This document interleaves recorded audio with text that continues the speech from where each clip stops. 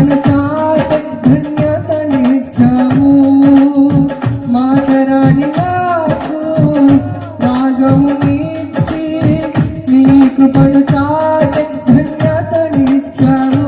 యేసయ్యా యేసయ్యా నీ కృప చాలయ్యా. యేసయ్యా యేసయ్యా నీ కృప చాలయ్యా. నీ కృపలేనిదే నీ దయలేనిదే చిన్నమైన బ్రతుకలేనయా. నీ కృపలేని